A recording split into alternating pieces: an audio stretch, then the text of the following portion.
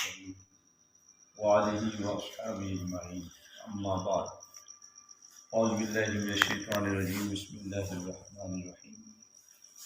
وأخذهم الربا وقد نهوا عنه وأكلهم أموال الناس بالباطل وأعتدنا للكافرين منهم عذابا أليما صدق الله مولانا العظيم ببركة إن الله وملائكته يصلون على النبي يا أيها الذين آمنوا صلوا عليه وسلموا تسليما اللهم صل على سيدنا مولانا محمد وعلى وعلى آله سيدنا وصحبه مولانا سيدنا وسلم محمد صلاة وسلام عليك يا سيدي يا رحمة للعالمين. معزز سامعین و ناظرین، سورہ النساء کی آیت نمبر 161 آپ نے سماعت فرمائی ہے۔ اس آیت کریمہ میں دو باتوں کا ذکر کیا گیا ہے، ایک سود کا اور دوسرا رشوت کے حوالے سے بتایا گیا ہے کہ یہ دونوں ہی مذموم یعنی کہ چیزیں ہیں، ان سے بچا جائے۔ قرآن مجید نے سورہ آل عمران میں بھی اور سورہ البقرہ میں بھی سود کے متعلق جو ہے وہ بیان کیا ہے۔ وہ آیات بھی آخر میں جو ہے وہ ہم پڑھ کے دیکھیں گے کہ ان آیات میں کیا تعلق ہے۔ اس آیت کا تعلق سورہ البقرہ میں بھی موجود ہے اور اسی آیت کا تعلق سورہ آل عمران میں بھی موجود ہے۔ انشاءاللہ آخر میں دونوں آیات کی طرف بھی بڑھیں گے۔ وَأَخْذِهِمُ الرِّبَا، ویسے تو اخذہ کے معنی ہوتا ہے پکڑنا، مگر یہاں پر معنی ہم نے کرنا ہے لینا، یعنی کہ باوجود منع کرنے کے، یعنی کہ قرآن مجید نے اس کی مذمت کی ہے، جا بجا کی ہے، بتایا ہے۔ سرکار دو جہاں علیہ السلام نے خود ارشاد فرمایا راشی والمرتشی کلاہما فی النار، یعنی کہ یہ موجود اور واضح حضور کا حکم موجود ہے قرآن شریف میں ہے۔ سیاستہ کی ہر حدیث جو اٹھا کے دیکھیں گے اس پہ یہ موجود ہے کہ حضور علیہ السلام نے فرمایا الراشی والمرتشی کلاہما فی النار، رشوت دینے والا اور اس کو لینے والا، دینے اور لینے والا دونوں کے لیے حضور نے فرمایا کلاہما فی النار، دونوں جہنم کا ایندھن بنے۔ یہ حدیث مبارکہ اور اس کے ساتھ ساتھ قرآن مجید نے اس کی بڑی مذمت کی ہے مختلف مقامات پر۔ فرمایا وَأَخْذِهِمُ الرِّبَا، باوجود منع کرنے کے جو شخص یعنی کہ سود لیتا رہا، وَقَدْ نُهُوا، ہم نے منع کیا ہے۔ نہا کا معنی ہوتا ہے منع کرنا، قرآن مجید میں یہ لفظ بہت سے مقامات پر ان اللہ یأمر بالعدل والإحسان وإیتاء ذی القربى وینہی عن الفحشاء والمنکر، یہاں پر بھی اللہ فرماتا ہے کہ ہم منع کر رہے ہیں۔ ینہا کا معنی ہوتا ہے روکنا، ہم روک رہے ہیں تمہیں یہ کام نہ کرو، یہ سگنل توڑ کے آگے نہ جاؤ، یہاں پہ رک جاؤ۔ معنی یہ ہے کہ سگنل کا معنی یہ ہوتا ہے کہ جب ریڈ کلر کا سگنل جل جائے تو وہ وہاں پہ رک جائیں۔ بے شک وہاں سے ٹریفک گزر رہی ہے یا نہیں گزر رہی، راستہ خالی ہے، جا سکتے ہیں، اس کے باوجود رک جائیں آپ، وہ رکنا آپ کے لیے اچھا ہے۔ اگر وہ توڑ کے چلے جائیں گے ممکن ہے آپ تو چلے جائیں، 10 اور لوگ ساتھ چلے جائیں آپ، یعنی کہ آگے رانگ سائڈ سے گاڑی آئے ٹکرا جائے تو آپ بھی گئے اور 10 بندے اور بھی چلے گئے۔ فرمایا کہ رب کے سگنلوں کو اشاروں کو نہ توڑو، وہ تمہیں باوجود منع کیا ہے وقد نہوا عنہ، اس سے منع ہو جاؤ۔ وَأَكْلِهِمْ أَمْوَالَ النَّاسِ بِالْبَاطِلِ، یہاں پہ رشوت کا ذکر ہے، پیچھے ذکر کیا گیا سود کا، یہاں پہ ذکر کیا گیا رشوت کا۔ سود کیا ہے؟ عموماً ہمارے ہاں یہ لفظ جو ہے وہ چھپایا جاتا ہے، فلاں جگہ سے جی میں پرافٹ لے رہا ہوں، وہ جو پرافٹ کا لفظ ہے وہ بھی سود ہی میں ہوتا ہے۔ وہ پرافٹ کس چیز کا مل رہا ہے؟ یا تو آپ کاروبار میں شراکت ہیں اور کاروباری مابین میں وہ جو رقم آ رہی ہے تو وہ تو ٹھیک ہے، پرافٹ کے زمرے میں کہی جا سکتی ہے۔ کاروبار یہ ہوتا ہے کہ آج آپ کو نفع مل گیا، کل وقت آپ کو نقصان بھی مل سکتا ہے، اور یہاں پہ کیا ہے سراسر آپ کو نفع ہی نفع ہوتا ہے، نقصان کی دور تک جو ہے وہ گنجائش میں نہیں ہوتی۔ یہ مختلف بینکوں کے اندر جو پیسے رکھتے ہیں اس کے اوپر منتھلی ملتا ہے، سیمائی ملتا ہے، ششمائی ملتا ہے، بعض وہ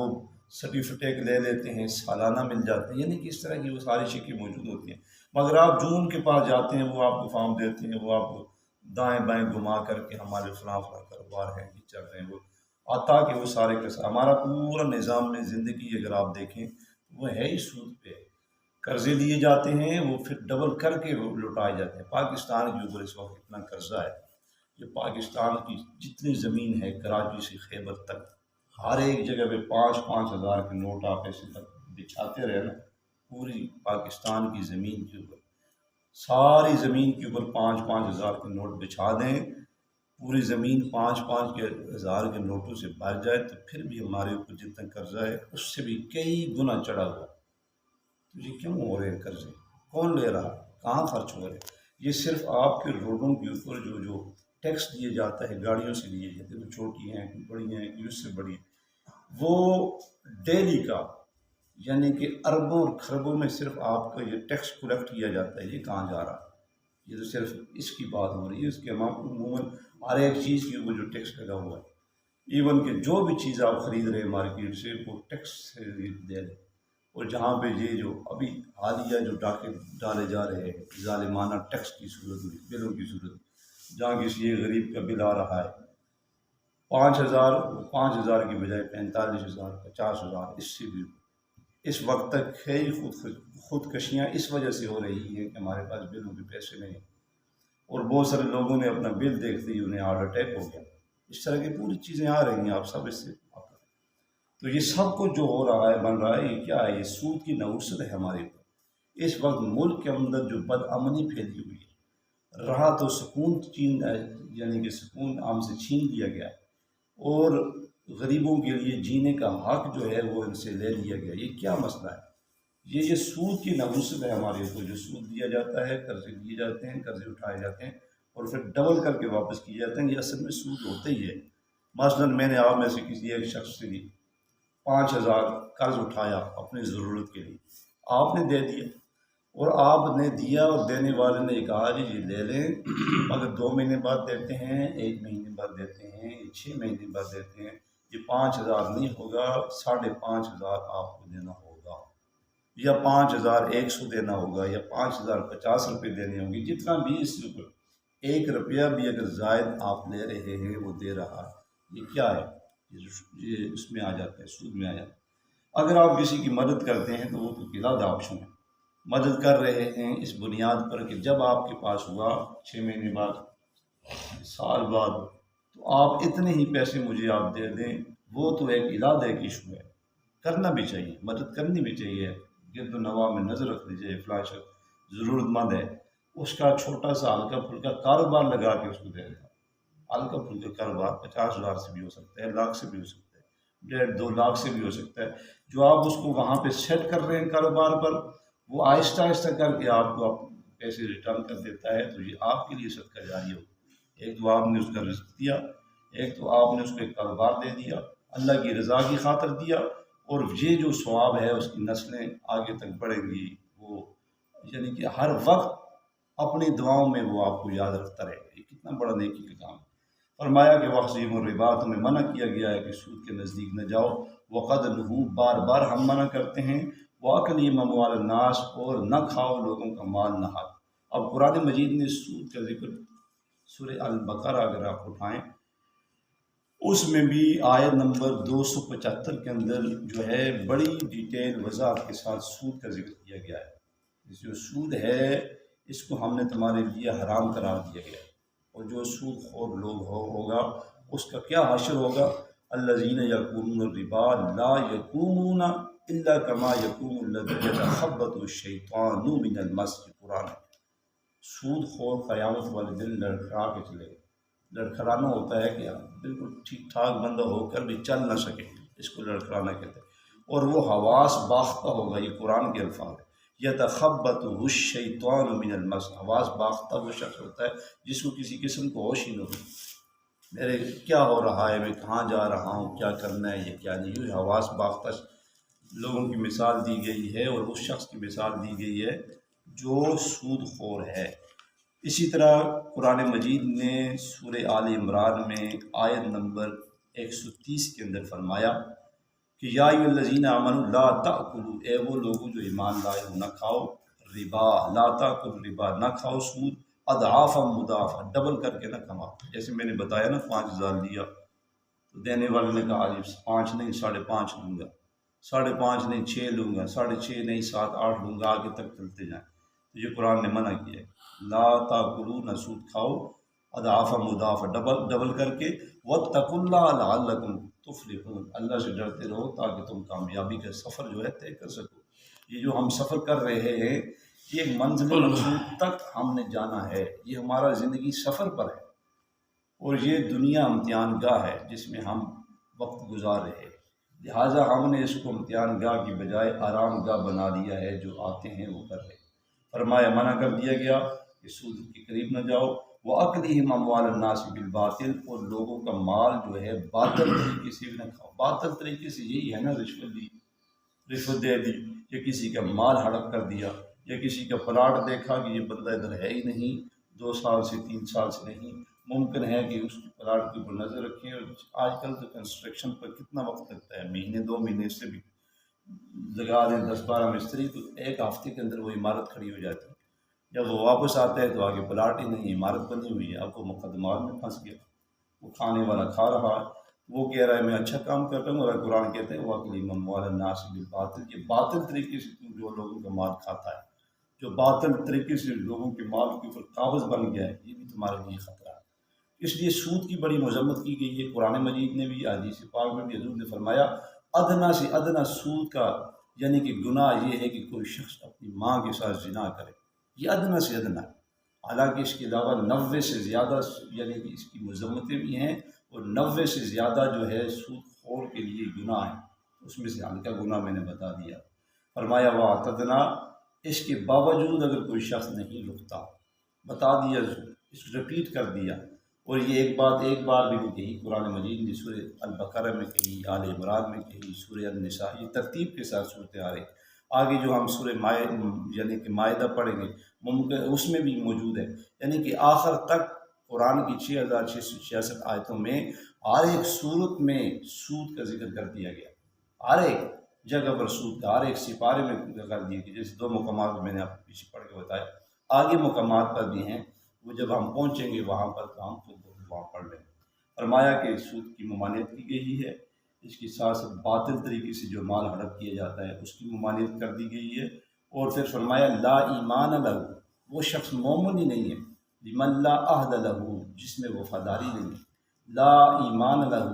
جس میں وہ لوگ مومن ہی نہیں ہے، جس میں ایمانت داری نہیں ہے، لا امانت لہ کے الفاظ بھی قرآن میں ہے۔ اگر کوئی شخص آپ کے پاس ایمانت کے لیے کوئی شے رکھتا ہے، آپ خائن ہو جاتے ہیں، بد دیانت ہو جاتے ہیں، وہ شخص بھی مومن نہیں۔ تمہارے ہاں یہی تو ہو رہا ہے، قوم کا سرمایہ جو ایمانت تھی ایمانت داروں کے پاس، وہ خالی ہو رہا ہے۔ قوم کا سرمایہ جو قوم کے اوپر خرچ ہونا تھا، ماں، ریاست ایک ماں کے طور پہ ہوتی ہے، ہر ایک شہری کا حق تھا، وہ حق سلب ہو رہا ہے۔ وہ کیا ہو رہا ہے جی؟ آج لوگ بڑے کرب میں ہیں اور بڑی تکلیف میں ہیں۔ فرمایا وَأَعْتَدْنَا، اور ہم نے تیار کر رکھا ہے، لِلْكَافِرِينَ، ایسے منکروں کے لیے۔ حالانکہ قرآن بتا رہا ہے سود سے منع ہو جاؤ، قرآن کہتا ہے کہ باطل طریقے سے مال اکٹھا نہ کرو، اس کے باوجود اگر کوئی شخص رکھتا نہیں ہے تو اللہ فرماتے ہیں وَأَعْتَدْنَا، ہم نے تیار کر رکھا ہے، لِلْكَافِرِينَ، ایسے منکروں کے لیے، مِنْهُمْ عَذَابًا أَلِيمًا، دردناک قسم کا عذاب ہم نے تیار کر رکھا ہے۔ قرآن مجید نے عذاب کی مختلف قسمیں بتائی ہیں، کبھی کہا ہے عذاب العلیم، کبھی کہا ہے عذاب مہینہ، کبھی قرآن نے کہا ہے عذاب العظیم، یعنی کہ یہ تینوں کیٹیگریاں عذاب کی ہیں اور سخت سے سخت ہیں، یعنی کہ ان میں سے ایک بھی عذاب کی جو جتنی بھی کیفیت ہے وہ نرم نہیں ہوگی۔ آپ کو بتایا، اس سے پہلے بتایا گیا ہے کہ جہنم کی آگ کی تپش، مثلاً اگر آپ ڈھوک باسی سے جا رہے ہیں، وہاں آگ جل رہی ہے، یہاں بیٹھے ہوئے ہیں، وہاں سے یہاں تک اس کی تپش برداشت نہیں ہو سکتی، یعنی کہ اتنے ڈسٹنس سے، اتنے فاصلے سے اس کی تپش بھی محسوس ہوتی رہے گی۔ اگر اس میں ڈال دیا جائے، اس کی مثال یہ ہے کہ اگر آپ آگ جل رہی ہو، اس میں 1 سیکنڈ کے لیے اپنا ہاتھ رکھیں، آپ اپنا ہاتھ نہیں رکھ سکتے، پیچھے کھینچ لیں گے۔ یہ دنیا کی آگ جہنم کی آگ کے مقابلے میں کوئی حیثیت رکھتی ہی نہیں ہے۔ جہنم کی آگ کی تپش یا جہنم کی آگ کی تیزی اس دنیا کی آگ سے کئی گنا زیادہ ہے۔ تو لہٰذا ہم نے اس چیز پر غور و فکر کرنا ہے کہ قرآن نے کتنا واضح لفظوں میں یہ فرمایا کہ ان چیزوں سے بچ جاؤ، اور ایک بار نہیں کہا، بارہا رپیٹ کر دیا گیا کہ لا یتخبطہ الشیطان، اگر تم یہ سود نہیں چھوڑو گے، یہ کام نہیں چھوڑو گے، تو قیامت والے دن تم ہوگی آواز باختہ۔ قیامت والے دن تم یعنی کہ کھڑے نہیں ہو سکو گے، تم لڑکھڑا کے چلتے رہو گے، اور سود خور شخص قیامت والے دن اس کی واضح پہچان ہو جائے گی۔ ایک تو وہ آواز باختہ ہوگا، جہاں سے پہچان ہوگی، اور دوسری پہچان اس کی یہ ہوگی کہ وہ یعنی کہ صحیح سلامت ہونے کے باوجود وہ چل نہیں سکے گا، لڑکھڑا کے چلتا رہے گا۔ لہٰذا ایسی سود خوری سے، حرام خوری سے، باطل طریقوں سے مال کو اکٹھا کرنے کی کیا ضرورت ہے؟ جتنا ہو حلال کی طرف اپنی توجہ مرکوز رکھیں۔ 2 وقت کا کھانا ہی کھانا ہے، کھانا کم کھا لیں، اپنے نظریات کو پاک رکھیں، اپنی سوچوں کو پاکیزہ رکھیں۔ جب ہم اپنی سوچوں کو پاکیزہ رکھیں گے اور ہمارے سامنے وہ چیزیں ہوں گی جو سرکار دو جہاں علیہ السلام نے فرمائی۔ سرکار دو جہاں علیہ السلام کے گھر میں کئی مہینے چولہا نہیں جلتا تھا، فاقہ کشی تھی۔ صحابہ اکرام کو آپ دیکھ لیں، فاقہ کشی پہ انہوں نے دور گزارا، اس کے باوجود ان میں وہ ایمان کی حرارت، وہ ایمان کی جرت، وہ ایمان کا جذبہ اتنا قوی تھا کہ دشمن جب مقابلے میں آ جاتا تو پسپا ہو کے ہو جاتا،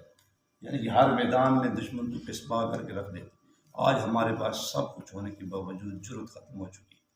آج ہمارے پاس سب کچھ ہونے کے باوجود ایمان کی حرارت ختم ہو چکی ہے، آج ایمان کی تقویت ختم ہو چکی ہے، اور آج ایمان اتنا ہم سے ہلکا ہو چکا ہے کہ وہ دور آئے گا، آنے والا ہے، صبح ہمارے نظریات اور ہوں گے، دوپہر کے وقت نظریات اور ہوں گے، شام کے وقت ہمارے نظریات سے مراد ہے عقیدہ، جہاں پہ اعتقادی عقیدوں کے ساتھ ساتھ عملی عقیدوں کی وضاحت کی گئی ہے۔ تم نے ایمانی عقائد کی بھی حفاظت کرنی ہے اور ساتھ عملی اپنے نظریہ بھی صحیح رکھنا ہے۔ لہٰذا جب ہم قرآن کو پڑھتے رہیں گے، اس کے ساتھ وابستہ رہیں گے، جڑے رہیں گے، علماء کی صحبت میں بیٹھے رہیں گے، دیکھیں نا کوئی کپڑا اگر میلا ہو جاتا ہے تو ہم دھوتے ہیں، صاف ہو جاتا ہے۔ ایسے ہی علماء کی مجلس میں بیٹھنے سے، ان کی مجلس سے کچھ باتیں سننے سے،